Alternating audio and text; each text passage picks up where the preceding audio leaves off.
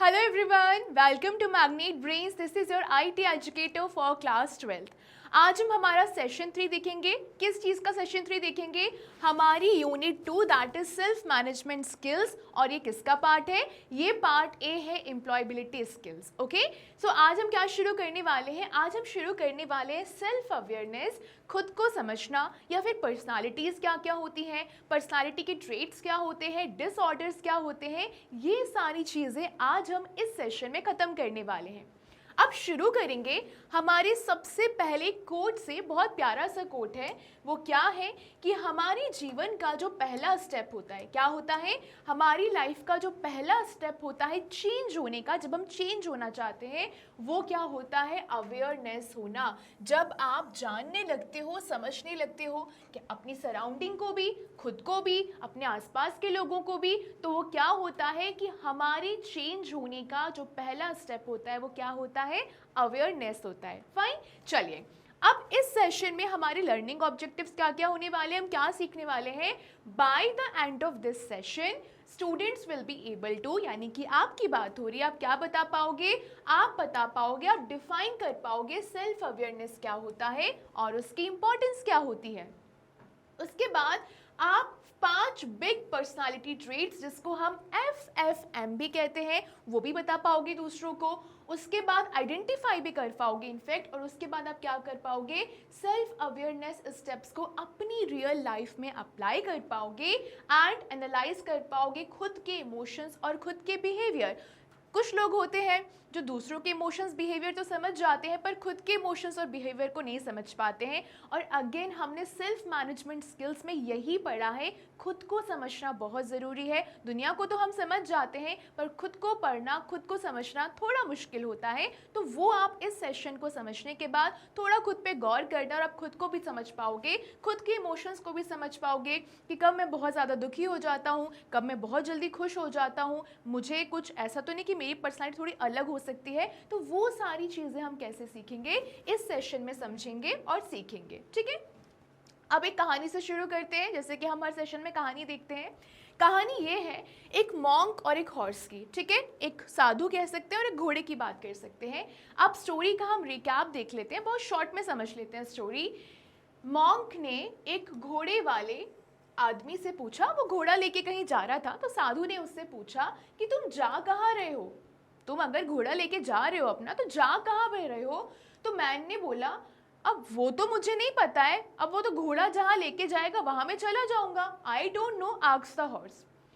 अब यहाँ पर है कि आपको यहाँ पर सेल्फ अवेयरनेस के बारे में ये कहानी क्या बता रही है. उसने सवाल किया कि तुम कहाँ जा रहे हो.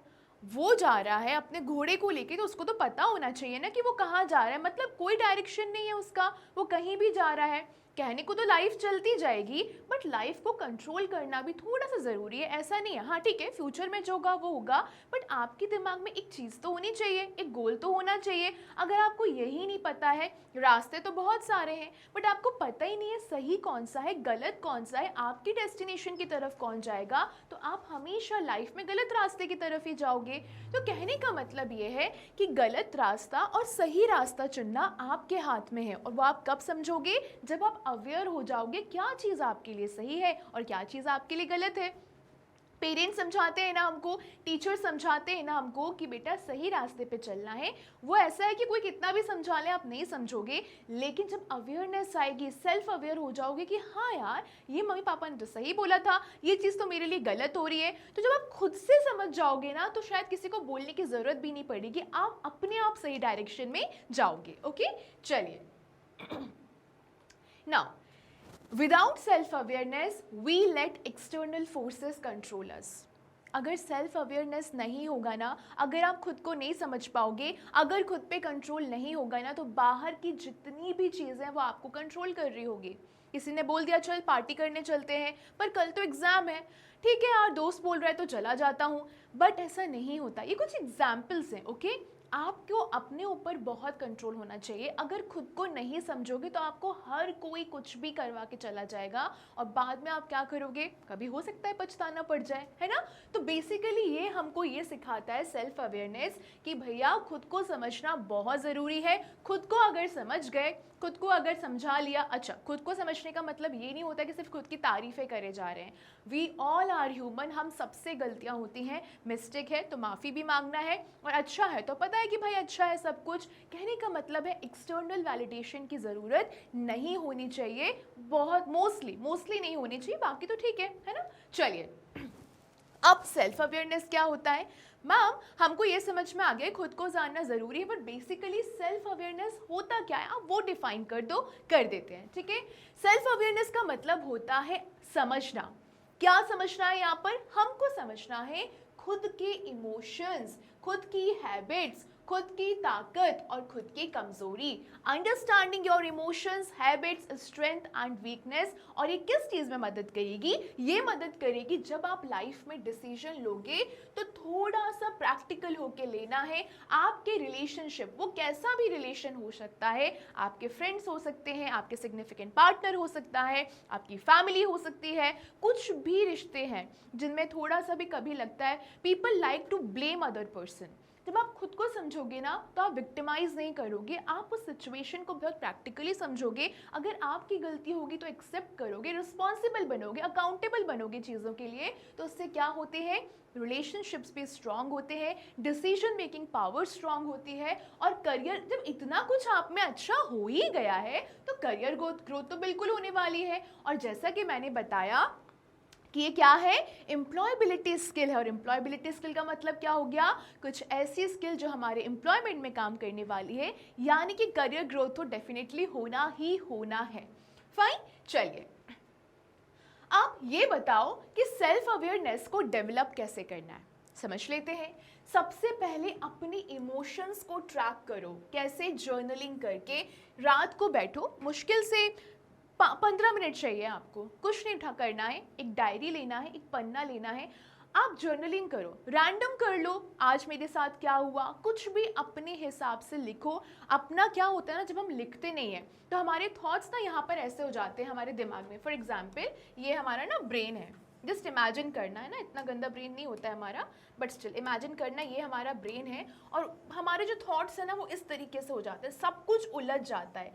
लेकिन आप जब जर्नलिंग करते हो ना, तो जर्नलिंग करने के बाद ना हमारे थॉट्स कुछ इस तरीके से सुलझ जाते हैं, समझ में आ जाता है कि अच्छा, यानी कि जब आपके थॉट्स आपके दिमाग में रहते हैं ना तो बहुत सारी भर जाती हैं चीज़ें, इसलिए कहा जाता है लिखो, जो भी दिमाग में है उसको लिखो।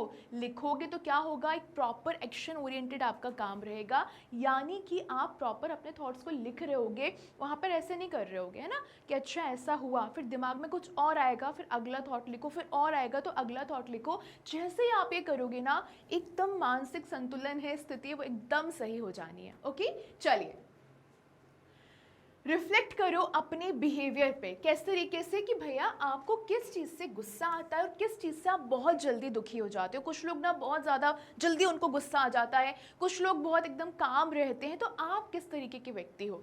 फाइन, और दूसरों से फीडबैक लो। दूसरे का मतलब ये नहीं कि आप जाके दूरी दुनिया से फीडबैक ले रहे हो, जो आपके बहुत क्लोज्ड वंस हैं, जो आपके लव्ड वंस हैं, उनका फीडबैक लो। अगर वो आपको कुछ बोलते भी हैं कि यार तुम में ना ये चीज़ सही नहीं है बट उसको इम्प्रूव करो, तो उसको नेगेटिव वे में लेके नहीं जाना है। हम ह्यूमन हैं, हमें कोई बताएगा, हम समझेंगे तभी तो इम्प्रूव करेंगे, और इम्प्रूव हम कब करते हैं, जब हमें पता होता है कि हमारे अंदर कोई तो खामी है। फाइन, चलिए अब इमोशंस कैसे होते हैं, ये आपको दिख रहा है, ये इमोशंस का चक्का है, यानी कि इमोशंस का व्हील है, ठीक है। कभी कभी क्या होता है, हम बहुत खुश हो जाते हैं, हमारे चेहरे पे खुशी दिखती है। कभी कभी हम बहुत प्राउड होते हैं कि यार आज तो मैंने 100 में से 100 स्कोर किया है ना। कभी कभी हम बहुत डिस्गस्टेड हो जाते हैं कि यार क्या लाइफ है यार, नंबर ही नहीं आ रहे, पढ़ाई नहीं हो रही, मम्मी ने भी डांट दिया। फिर क्या हो गया, एम्बैरेसमेंट हो जाता है, यार आज तो यार काश पढ़ लिया होता, इतनी सुनाई नहीं पड़ती, क्लास के बाहर नहीं जाते। इसके बाद क्या हो गया, lonely, sometimes we feel lonely, यार कि कोई दोस्त नहीं है यार, सब ऐसे ही हैं। सैड, दुखी हो जाते हैं, बातों बातों में चेहरे पे दिखने लगते हैं इमोशंस हमारे। स्केयर्ड, कभी कभी बहुत डर जाते हैं, है ना। नर्वस होना, जब रिजल्ट आता है तो डर लगता है, भाई यार भाई कुछ पढ़ा नहीं था, कुछ इस तरीके के हमारे इमोशंस निकलते हैं। मैड, मैड का मतलब पागल वाला मैड नहीं, एकदम गुस्सा हो जाना, एकदम आग बबूला हो जाना कि ऐसे कैसे कर दिया।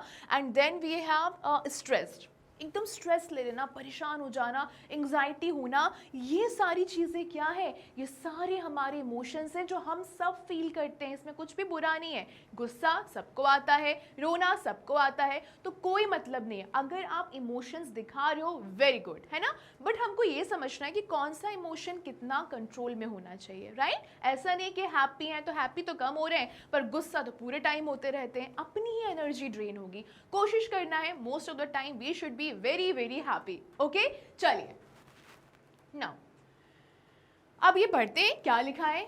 One's personality also affects the person's relationships with others. A positive personality can lead to better performance, increased productivity, and cordial relationships with others.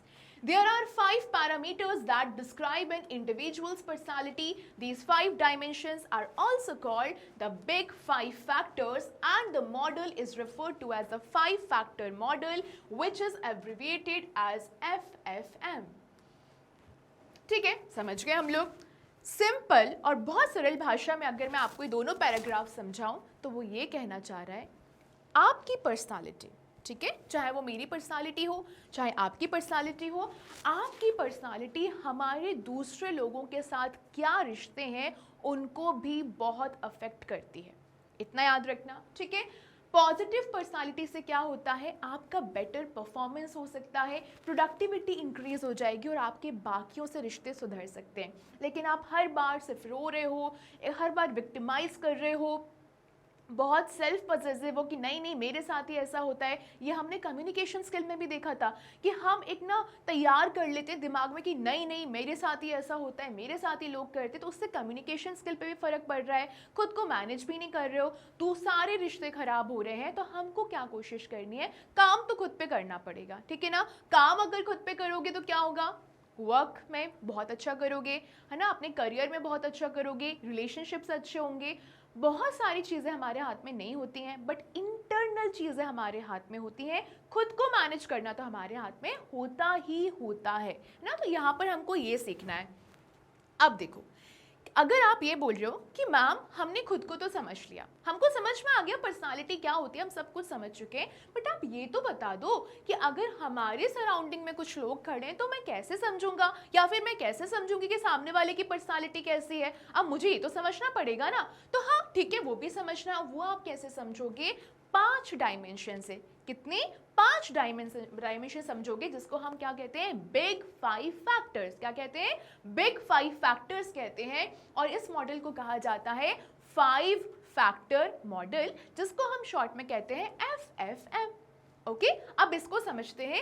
अब हम समझेंगे, जैसे आपके दोस्त हैं, आपके पेरेंट्स हैं, आपके रिलेटिव्स आते हैं, आपके सिबलिंग्स हैं, तो किसकी कौन सी पर्सनालिटी है, अब आप ये आइडेंटिफाई करना तो सीख जाओगे, और स्पेशली खुद को तो समझ ही जाओगे। ठीक है, चलो सबसे पहले हम ये देख लेते हैं पर्सनालिटी क्या होती है, पर्सनालिटी ट्रेट्स क्या होते हैं ना। हमने बहुत बार सुना होगा भाई उसकी कितनी अच्छी पर्सनालिटी है, यार वो तो ठीक है, कोई खास पर्सनालिटी तो नहीं है। तो हम पहले ये समझ लेते हैं कि पर्सनालिटी का मतलब क्या होता है। पर्सनालिटी क्लस्टर होता है, किस चीज़ का क्लस्टर होता है, सोच का। ठीक है, मैं एक ह्यूमन हूँ, ठीक है। अगर आपको मेरी पर्सनालिटी देखनी है तो आप कैसे देखोगे कि जो मैम है उनके थॉट्स क्या हैं, ओके, उनकी फीलिंग्स क्या है और उनका बिहेवियर क्या है, जो उनको पूरा पर्सन बनाता है, जो उनको बाकियों से अलग बनाता है। बहुत सरल भाषा में देखा जाए तो पर्सनालिटी एक गुच्छा होता है। किस चीज़ का गुच्छा होता है, एक थॉट्स का, आपके फीलिंग्स का, आपके बिहेवियर का, जो आपको पूरी दुनिया से अलग बनाती हैं, यूनिक बनाती हैं, है ना। चलिए, अब पर्सनालिटी ट्रेट्स क्या होते हैं, ये वो रहते हैं रिलेटिवली लास्टिंग पैटर्न्स रहते हैं, जो कि थॉट्स के होते हैं, फीलिंग्स के होते हैं, बिहेवियर्स के होते हैं, जिसके बेसिस पे मैं किसी एक व्यक्ति को दूसरे व्यक्ति से अलग डिफ्रेंशिएट कर सकती हूँ, डिस्टिंग्विश कर सकती हूँ। आया समझ में। ऑलमोस्ट दोनों चीज़ें सेम है, बट ट्रेड्स के बेसिस पे हम क्या कर सकते हैं कि ये बता सकते हैं कि यार ये थोड़ा खड़ूस है, ये बहुत खुश रहता है, वो तो यार बात ही नहीं करता, वो तो बहुत शांत रहता है। तो इस तरीके से मैं ट्रेड्स बता रही हूँ। कि ये तो एक्स्ट्रावर्जन है, ओके। और ये तो बहुत सोचता है, कर्मनिष्ठा है इसके अंदर। कर्मनिष्ठा को हम कहते हैं कॉन्शियसनेस, और यहाँ पर कोई दूसरा व्यक्ति उसको हम कह रहे हैं कि यार ये तो बहुत नार्सिज्म है, नार्सिसिस्टिक है। तो यानी कि ये सारी चीज़ें क्या हो गई, हम यहाँ पर ये डिस्क्राइब करना चाह रहे हैं कि ये व्यक्ति दूसरे व्यक्ति से अलग कैसे है, ठीक है। चलिए आगे बढ़ेंगे। अब 5 फैक्टर मॉडल ऑफ पर्सनालिटी देख लेते हैं। शुरुआत करते हैं ओपननेस। नाम से समझ में आ रहा है ओपननेस का मतलब क्या हो गया, ओपन, सबसे ओपन रहता है ना, खुला हुआ रहता है, यानी कि इमेजिनेटिव, इमेजिन करता है, अपनी दुनिया में जीने वाला, बहुत क्यूरियस रहता है कि यार ये चीज़ क्यों हुई, ये चीज़ क्यों हुई। उसके बाद एम्ब्रेसेस चेंज, उसको चेंज पसंद है, इतना इंट्रोवर्ट नहीं है, उसको चेंज बहुत पसंद है। एंड एब्स्ट्रैक्ट कॉन्सेप्ट्स, एडवेंचरस होता है, क्रिएटिव होता है। ये सारे फीचर्स किसके हो गए, ओपननेस वाले व्यक्ति के, ओपननेस जिसका भी ट्रेट होगा। फिर आता है एक्स्ट्रावर्जन। एक्स्ट्रावर्जन से आपको समझ में आ रहा है काइंड ऑफ एक्सट्रोवर्ट जैसा लग रहा है सुनने में, यानी कि आउटगोइंग है, बिंदास एकदम, कहीं भी जाना कहीं भी आना कोई फर्क नहीं पड़ता, बहुत बात करना, टॉकेटिव रहना। इसके बाद सोशलाइजिंग से उसको एनर्जी मिलती है, ड्रेन नहीं होती है, बहुत खुश होता है लोगों से मिलने के बाद। असर्टिव एंड कंफर्टेबल है डिबेट करने में, उसको तुम बस बोलने का मौका दो तो वो तो बस बोलेगा, ठीक है भाई बात करनी है मैं बात करूंगा, डिबेट करनी है मैं डिबेट करूंगा, लोगों के बीच में जाके बैठना है मैं बैठ जाऊंगा। यानी कि extraversion is kind of extrovert person, fine.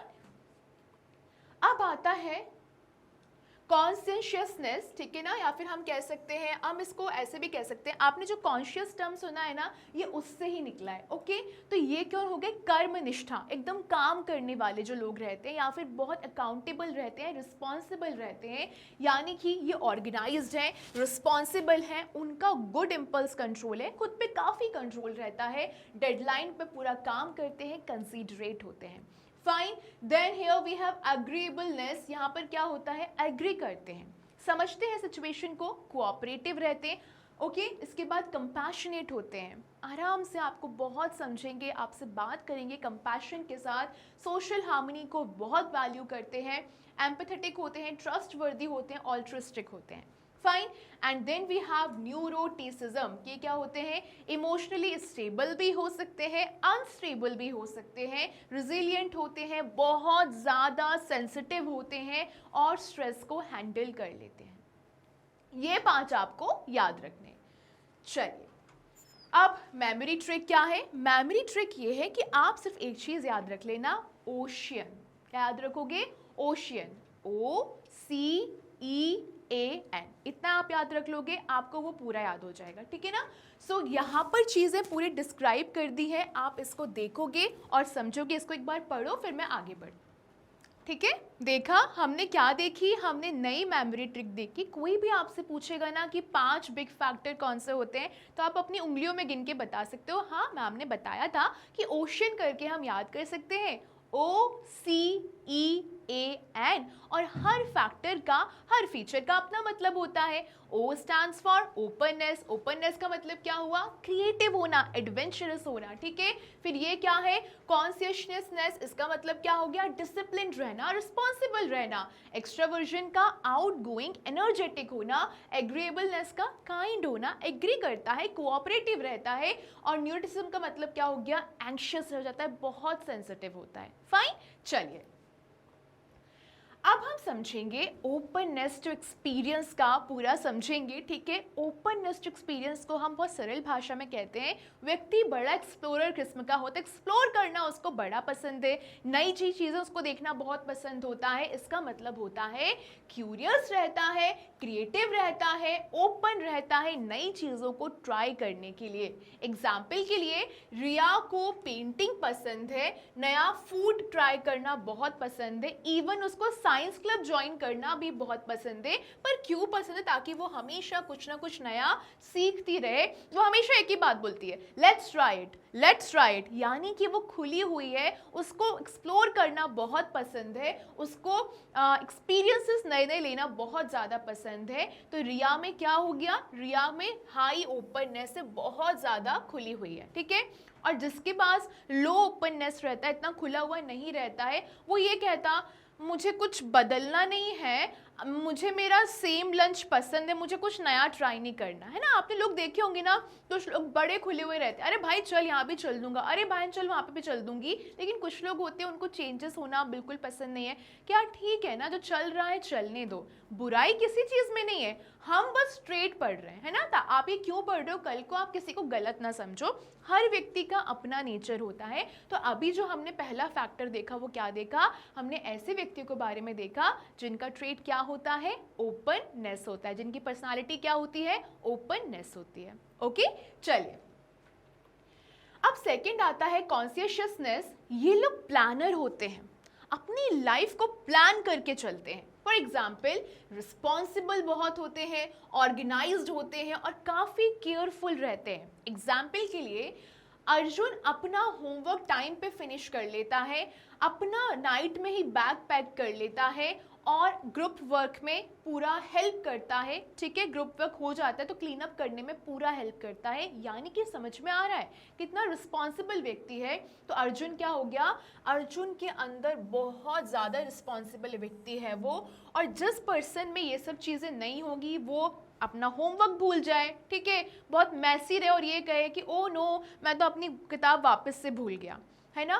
सो ये जो व्यक्ति होता है ये बहुत रिस्पॉन्सिबल रहता है, अपनी रिस्पॉन्सिबिलिटी पूरे तरीके से निभाता है, ऑर्गेनाइज रहता है और केयरफुल रहता है। आपने ऐसे लोगों को भी देखा होगा, है ना। चलिए अब आता है एक्स्ट्रोवर्जन, यानी कि एक्स्ट्रोवर्ट लोगों की बात हो रही है यहाँ पे। बहुत बात करते हैं, टॉकर कहा जाता है जिनको, बहुत बातचीत करते हैं। इसका मतलब बड़े आउटगोइंग होते हैं, बहुत टॉकेटिव होते हैं, उनको लोगों के बीच रहना बहुत ज़्यादा पसंद होता है। एग्जाम्पल मीरा हर पार्टी में जान डाल देती है, वो फ्रेंड्स बहुत ईजिली बना लेती है और उसको ग्रुप डिस्कशंस में बात करने में बहुत मज़ा आता है। तो मीरा क्या हो गई, हाईली एक्सट्रोवर्ट हो गई, हाई एक्सट्रोवर्जन हो गई, है ना।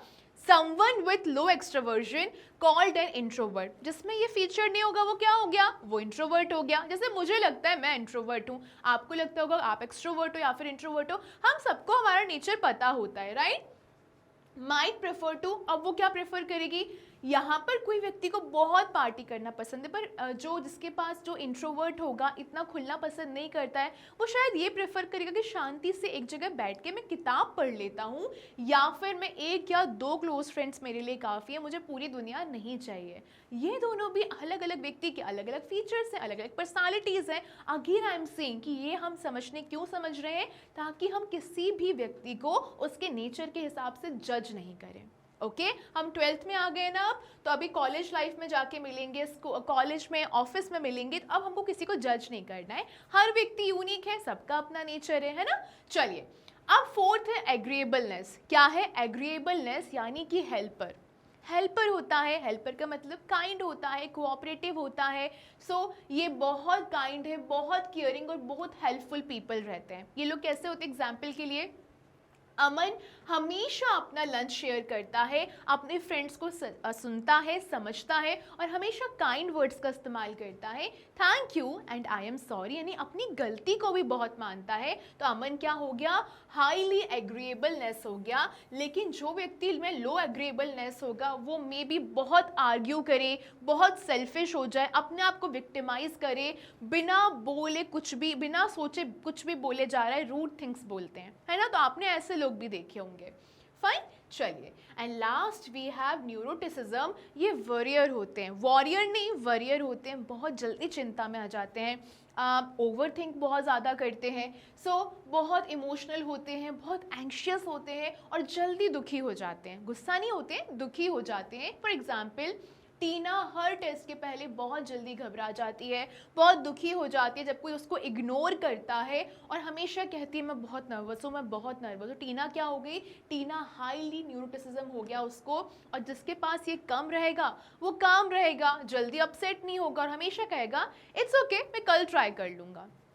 समझ में आ गया, OCEAN। तो अब आप क्या कर सकते हो, अब आप आइडेंटिफाई कर सकते हो कोई व्यक्ति ऐसा क्यों है या फिर कोई व्यक्ति ऐसा क्यों है, क्योंकि सबका अपना नेचर होता है। हमको किसी को जज नहीं करना है, हमको खुद का समझना है कि मैं इस ओशियन में से कौन सा लेटर लेके चलता हूँ। क्या मैं ओपननेस में आता हूँ, क्या मैं एग्रीएबलनेस में आता हूँ, क्या मैं एक्सट्रोवर्ट हूँ, कुछ भी आप समझ सकते हो। फाइन, चलिए तो एक समरी टेबल देख लेते हैं। ये ओशियन टीम है, इससे आपकी मुलाकात में एक बार और करा देती हूँ। मैं रीड करूंगी, आप चाहे तो उसको नोट डाउन कर लो और आप चाहे तो स्क्रीनशॉट ले लो। Okay, so here we have trait, nickname, what it means and easy example. पहला है openness, explorer, curious, creative, loves new ideas and challenges. फिर है कॉन्शियसनेस, फिर planner, responsible, organised, always finish homework. फिर है extraversion, the talker, social, energetic, love starting and group work. फिर है agreeableness, helper होता है, काइंड होता है, केयरिंग होता है, लंच शेयर करता है और अच्छे से सुनता है, समझता है। And then last we have neuroticism, जो कि है वरियर, इमोशनल हो जाता है, एंग्शियस रहता है, worries before every exam. Trade देखा, निकनेम देखा, what it means and easy examples भी देख लिए। अब तो आप पांचों में से सब जानते हो, है ना। चलिए, अब हम पर्सनालिटी समझ चुके हैं, अब हम समझेंगे पर्सनालिटी के डिसऑर्डर्स। थोड़ा नेगेटिव है, नेगेटिव नहीं है, मतलब ये कहेंगे कि हाँ, हम ये कह सकते हैं personality is very different thing. Disorder थोड़ी सी कमी रहती है या फिर हम एक पैटर्न रहता है किसी भी व्यक्ति के थॉट्स का। तो आपको ये समझना है कि आपको डिसऑर्डर के बेसिस पे भी किसी को जज नहीं करना है, ठीक है। पहले समझते हैं, फिर देखेंगे आगे क्या होता है बेसिकली डिसऑर्डर का मतलब। पर्सनालिटी डिसऑर्डर्स क्या इन्वॉल्व करती है? लॉन्ग टर्म पैटर्न्स आपके थॉट्स का, आपके बिहेवियर का, जो कि अनहेल्दी रहते हैं, है ना। यानी कि जो आपको नुकसान पहुंचाने वाले पैटर्न्स हैं, उसको हम कहते हैं डिसऑर्डर। समझ में तो आ रहा है नाम से, यानी कोई तो एक ऐसी चीज़ है जो शायद मुझको हार्म पहुंचा सकती है, अनहेल्दी है मेरे लिए, वो एक पैटर्न है जो कि है मेरा पर्सनालिटी डिसऑर्डर। पर्सनालिटी डिसऑर्डर क्या होता है? आपके सोचने का तरीका होता है, आप क्या फील करते हो उसका तरीका होता है, आपका बिहेवियर होता है that deviates from worldly expectations and causes distress which last over time. यानी कि कुछ ऐसे पैटर्न्स होते हैं किसी व्यक्ति के सोचने समझने के जो दुनिया से थोड़े अलग चलते हैं। अलग चल रहे हैं उसमें बुराई नहीं है, बुराई किसमें कि यार वो आपके खुद के लिए अनहेल्दी है। समझ में नहीं आया तो आगे हम एग्जाम्पल्स देखते हैं, ठीक है। चलिए, पर्सनालिटी डिसऑर्डर्स को हम 3 पार्ट में डिवाइड करते हैं, ठीक है। अब इसको हम 3 ग्रुप में डिवाइड कर लेते हैं। आप याद रखना, एक होगा क्लस्टर ए, क्लस्टर बी, क्लस्टर सी, और मैं बहुत सरल भाषा में बोलूँ तो गुच्छा याद कर लो। एक गुच्छा है जिसको हम बोलते हैं ए, ठीक है। एक है जिसको हम बोलते हैं बी और एक है जिसको हम बोलते हैं सी, ठीक है। क्लस्टर ए का क्या होता है? सस्पिशियस और ऑड ग्रुप, यानी कि जो एकदम सीआईडी वालों जैसे रहते हैं कि सब पे शक ही होता है, यार इसने मुझे आज मीठा खिलाया, पक्का ये मेरे साथ कुछ गलत करना चाहता है कि मेरे को डायबिटीज़ हो जाए, या फिर कोई कुछ बुरा कर रहा है, वो तो बुरा है ही, लेकिन कोई कुछ बुरा नहीं भी कर रहा है तो भी वो बहुत बुरा है ना। चलिए, अब आता है क्लस्टर बी। बहुत इमोशनल होते हैं, बहुत इमोशनल होते हैं, मतलब हर बात पे जल्दी दुखी हो जाना है, फिर बहुत जल्दी ओवर रिएक्ट करने लगना। किसी ने कुछ बोल दिया अच्छा तो बहुत खुश हो जाना, किसी ने कुछ ऐसा तो बहुत दुखी हो जाना, मतलब कंट्रोल में नहीं रहते हैं इमोशंस। और फिर आता है क्लस्टर सी, पूरे टाइम डरे रहना, पूरे टाइम घबराए रहना, कुछ ना कुछ ऐसा ना कि अब कुछ गलत हुआ, अब कुछ गलत हुआ, अब ये होगा, अब वो होगा, पूरे टाइम चिंता में रहना। तो आपको इन तीनों को सुन के कोई भी लगा जो अच्छा है? आपको लगता है ऐसा व्यक्ति कभी भी हेल्दी रह पाता होगा? कभी नहीं रह पाता। तो इसी को हम कहते हैं डिसऑर्डर्स को हम 3 पार्ट में पढ़ने वाले हैं, सस्पिशियस और ऑड ग्रुप में। क्लस्टर बी में इमोशनल इंपल्सिव रहेगा और क्लस्टर सी में एंग्शियस और फियरफुल रहेगा, ठीक है। चलो शुरुआत करते हैं क्लस्टर ए से, the suspicious and odd group. ये पीपल बहुत स्ट्रेंज दिखते हैं, अनयूजुअल दिखते हैं, और वो दूसरों पे कभी ट्रस्ट नहीं करते और दूसरों से दूर ही रहते हैं। They never trust any single person, कोई भी हो, कोई खास भी क्यों ना हो, उस पर भी नहीं करते हैं। अब इसके कुछ डिसऑर्डर्स हैं, उसको आप समझना। थोड़ा सीरियस टॉपिक है क्योंकि हो सकता है आपके आसपास ऐसे लोग हों जिनको मेडिकेशन की ज़रूरत होती है, तो आपको सबसे पहली बात जज नहीं करना है ना, उनको समझना है, कोशिश करना है कि क्या चीज़ उनको अफेक्ट कर रही है और क्या करना है, डॉक्टर से सलाह लेनी है। ओके, शुरुआत करेंगे पैरानॉइड पर्सनालिटी डिसऑर्डर से। इसमें क्या होता है? बहुत सस्पिशियस रहता है सामने वाले व्यक्ति विदाउट एनी प्रूफ, मतलब ऐसा भी नहीं कि मान आपको उसको दिख रहा है सामने कि मैं उसके पास बैठी हूँ, मैं चाय पूछ रही हूँ, लेकिन स्टिल वो शक करेगा या करेंगी कि यार इसने चाय में पक्का कुछ डाल दिया होगा। मतलब पूरे टाइम शक करना। एग्जाम्पल, वर्षा अपनी मेड को हर दिन हर वक्त वॉच करती है जबकि सीसीटीवी इंस्टॉल्ड है, बट उसको उसके ऊपर पूरे टाइम शक है कि कल को इसने कुछ कर लिया तो, मतलब ये उसको पैरानॉइड पर्सनालिटी डिसऑर्डर है। ओके फिर आता है स्किज़ोइड पर्सनालिटी डिसऑर्डर। इसमें क्या होता है, फ्रेंडशिप में कोई इंटरेस्ट नहीं है, फन में कोई इंटरेस्ट नहीं है, बस अपनी दुनिया में रहना। एग्जाम्पल, रमेश लोगों को अवॉइड करता है और अकेला रहता है, सिर्फ अपने थॉट्स में रहता है। ही डजंट वॉन्ट एनीवन, वो अपने दिमाग में उसके दोस्त बने हुए हैं, वो अपनी दुनिया में रहना प्रेफर करता है, उसका अपना ड्रीम वर्ल्ड है, but reality he doesn't like friends, he doesn't like fun, he doesn't like. Okay चलिए, अब आता है स्किज़ोटाइपल पर्सनालिटी डिसऑर्डर। ये वियर्ड थिंग्स में बिलीव करते हैं, जैसे कि उनको ये लगता है कि वो दूसरों के दिमाग पढ़ लेते हैं या फिर वो इवेंट्स को कंट्रोल कर लेते हैं। मतलब आपको सुनने में लग रहा है मैम ऐसे लोग होते हैं, बहुत रेयर कंडीशंस होती हैं, बट उनको कभी कभी बहुत लोग ऐसे होते हैं जिनको ये लगता है कि वो किसी को घूरेंगे और वो व्यक्ति को पता नहीं कुछ हो जाएगा। यानी कि ये बहुत वियर्ड थिंग है, हम शायद उसको एक्सेप्ट ना करें कि ऐसा भी कुछ होता है, but people behave like this sometimes. Example के लिए, प्रिया को ये लगता है कि जो उसके थॉट्स हैं वो वेदर चेंज कर सकते हैं, वो चाहे तो बारिश हो जाए, वो चाहे तो आंधी आ जाए, और वो चाहे तो गर्मी हो जाए। ओके चलिए, अब क्लस्टर भी क्या बताया था मैंने, बहुत इमोशनल होते हैं, बहुत इंपल्सिव ग्रुप होता है, ये बहुत ड्रामेटिक होते हैं, मूडी होते हैं और कुछ भी बिना सोच समझे काम कर देते हैं। पहला है एंटी सोशल पर्सनालिटी डिसऑर्डर। नाम समझ में आ रहा है, अपने रूल्स को ब्रेक करना, झूठ बोलना, चोरी करना, हर्ट करना, और उनको कोई गिल्ट भी नहीं होता। मतलब वो कर देंगे and they don't feel like a single thing कि भाई चोरी है तो कर दी, झूठ बोलना है तो बोल दिया। मतलब दूसरों की भावनाओं को हर्ट करना, सारी चीज़ें करना, प्रॉमिसेस को तोड़ना। जैसे कि रोहन क्या करता है, ऑफन चुराता है, लड़ाई करता है और दूसरों को ब्लेम करता है। तो ये क्या हो गया, एंटी सोशल पर्सनालिटी डिसऑर्डर। आगे बढ़ेंगे तो हमको क्या दिखेगा, बॉर्डर लाइन पर्सनालिटी डिसऑर्डर। इसमें क्या हो गया, अंदर ही अंदर बहुत खालीपन महसूस होता है। ठीक है, हमको ऐसा लगता है कि कोई हमें छोड़ देगा, सब मुझे छोड़ जाएंगे, सब मुझे ही छोड़ते हैं, सब मेरे साथ ही ऐसा करते हैं, और बहुत जल्दी गुस्सा आ जाता है। एग्जाम्पल, सनी अपने दोस्तों पे चिल्लाता है और पेरेंट्स पे चिल्लाता है जब उसको गुस्सा आता है। वो बहुत विक्टिमाइज फील करता है कि ये सब मेरे को छोड़ देंगे, ये सब मेरे साथ ही ऐसा करते हैं। ये वाली जो फीलिंग होती है वो क्या होती है, बॉर्डर लाइन पर्सनैलिटी डिसऑर्डर। और मुझे ऐसा लगता है कि सोशल मीडिया के ज़माने में बहुत लोग इससे ग्रसित हैं, है ना। चलिए, फिर है हिस्ट्रियोनिक पर्सनालिटी डिसऑर्डर। इसमें हमको पूरे टाइम अटेंशन चाहिए, पूरे टाइम अटेंशन पाना, मतलब सबका मेरे पे ही ध्यान होना चाहिए, मैं ही हीरो हूँ, मैं ही हीरोइन हूँ। Over act to get noticed, notice करने के लिए ओवर एक्ट करते हैं कि यार अगर कोई मुझे नोटिस नहीं कर रहा तो ऐसे कैसे नहीं कर रहा। आप वो फिल्टर नहीं कर पाते कि क्या चीज़ सही है क्या चीज़ गलत है। वो गलत काम भी करेंगे ताकि लोग उन पर ध्यान दें कि अच्छा हाँ ये कोई व्यक्ति एग्जिस्ट करता है। अटेंशन के जो भूखे होते हैं वो क्या होता है, हिस्ट्रियोनिक पर्सनालिटी डिसऑर्डर रहता है। तान्या क्लास में ज़ोर ज़ोर से रोती है अगर कोई उसकी कहानी नहीं सुनता है ना। इमोशनल हो जाना, विक्टिमाइज प्ले करना बहुत सारे तरीके होते हैं।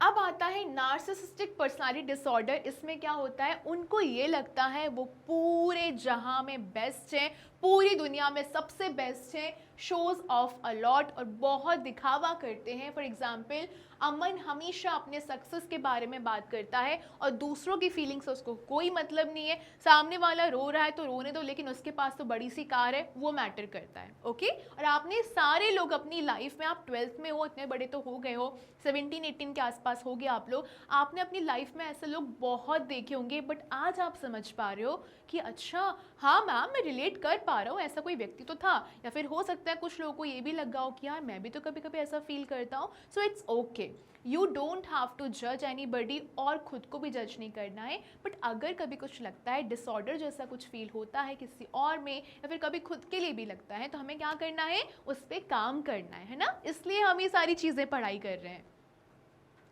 अब आता है क्लस्टर सी। ये ऐसा क्लस्टर है जहाँ पे बहुत एंग्शियस, बहुत डरे हुआ ग्रुप रहता है। ये लोग बहुत डर के साथ रहते हैं, बहुत स्ट्रेस के साथ रहते हैं और बहुत सेल्फ डाउट रहता है। फॉर एग्जाम्पल सबसे पहले है अवॉइडेंट पर्सनालिटी डिसऑर्डर। बहुत शाय होते हैं, लोगों को अवॉइड करते हैं और रिजेक्शन से तो बहुत ज़्यादा डरते हैं। एग्जाम्पल, सीमा हमेशा अपना स्कूल इवेंट स्किप करती है क्योंकि वो ये सोचती कि कोई उसको पसंद नहीं करता। हालांकि ऐसा है नहीं, पर उसको लगता है ना। उसके बाद है डिपेंडेंट पर्सनालिटी डिसऑर्डर। ये लोग अकेले डिसीजंस नहीं ले पाते हैं, ये फुल्ली किसी और पे डिपेंड रहते हैं। अगर इनको अकेले छोड़ दिया जाए तो ये लाइफ में कोई डिसीजन नहीं ले पाएंगे। इनको अपनी लाइफ में कोई एक तो चाहिए जो उनको आके समझाता रहे, बिठा के। मतलब अगर आप डिपेंड हो गए किसी पे भी, इंडिपेंडेंट नहीं हो, तो फिर आप लाइफ में कभी आगे नहीं बढ़ पाओगे। राज हमेशा उसके पेरेंट्स से छोटी छोटी चीज़ों के लिए पूछता है। इनफैक्ट वो ये भी पूछता है कि मैं क्या खाऊं। ओके, चलिए। Last we have obsessive compulsive personality disorder. ये आपने बहुत बार सुना होगा, है ना। सोशल मीडिया अगर आप चलाते हो या फिर साइकोलॉजिस्ट जो रहते हैं, आपने सुना होगा बहुत लोगों को ओसीडी का प्रॉब्लम रहता है। तो वही यहाँ पर एक तरीका है ओसीपीडी। इनको हर चीज़ परफेक्ट चाहिए। ये अपने रूल्स को इतने स्ट्रिक्टली फॉलो करते हैं कि वो बीमारी बन जाती है। मतलब आप हर रूल तो हर जगह नहीं चला सकते हो ना, कि सॉक्स ऐसा होना चाहिए, तो मतलब उनको अंदर से बहुत घबराहट होती है कि ऐसे वो सॉक्स उल्टा क्यों पड़ा हुआ है। एग्जाम्पल, शिखा अपने हाथ 20 टाइम धोती है एक दिन में, उसको तब भी लगता है कि वो डर्टी है। धोए जा रहे हो तो वो आपके लिए भी तो अनहेल्दी है ना। आप बार बार घिस रहे हो, पानी लगा रहे हो, आपके हाथ में कुछ भी हो सकता है, स्किन निकलेगी, गलेगी, तो ये आपको ही अफेक्ट कर रहा है। बट वो लोग इतने ज़्यादा ऑब्सेसिव हो जाते हैं कि उनको हर्ट हो रहा है, खून निकल रहा है, उनको कोई फ़र्क नहीं पड़ता। उनको अगर लग रहा है कि वो गंदे हैं, तो वो कुछ लोग ऐसे भी होते हैं जो बहुत बार नहाते हैं दिन में, है ना। तो ये क्या है, ये भी एक डिसऑर्डर है। अब इन डिसऑर्डर्स को आप किस तरीके से ओवरकम कर सकते हो। मैम आपने बता तो दिया डिसऑर्डर्स इतने सारे होते हैं, इतने सारे क्लस्टर ए बी सी बता दिया, बट अब ये तो बता दो कि इनको ओवरकम कैसे करना है। तो उसको हम ओवरकम करेंगे केयर स्टेप से। किससे? CARE, CARE। सी कहाँ किसके लिए स्टैंड होता है? सी स्टैंड होता है सबसे पहले आप दूसरों से कनेक्ट हो। जैसे कि अपने दोस्त से बात करो, टीचर से बात करो, काउंसलर से बात करो, हेल्प लो। अगर लग रहा है ना हेल्प की ज़रूरत, तो अकेले की कोई ज़रूरत नहीं है, घबराने की कोई ज़रूरत नहीं है, शर्माने की कोई ज़रूरत नहीं है। ठीक है यार मैं हूँ ऐसा, ठीक है यार मैं हूँ ऐसे, अब मैं अपने ऊपर काम करूँगा या करूँगी। अपनी रिस्पॉन्सिबिलिटी ले लो, और हेल्प की ज़रूरत है तो बिल्कुल जाके हेल्प लो, काउंसलर के पास जाओ, बट हेल्प लेनी है। ओके, थेरेपी लेनी है। फिर ए स्टैंड्स फॉर गुड हेल्थ के लिए एक्ट करो। जैसे कि अच्छा खाना शुरू कर दो, एक्सरसाइज शुरू कर दो, सोना प्रॉपरली शुरू कर दो। स्ट्रॉन्ग बॉडी हमेशा स्ट्रॉन्ग माइंड को सपोर्ट करती है। फिर है R. R stands for rebuild confidence.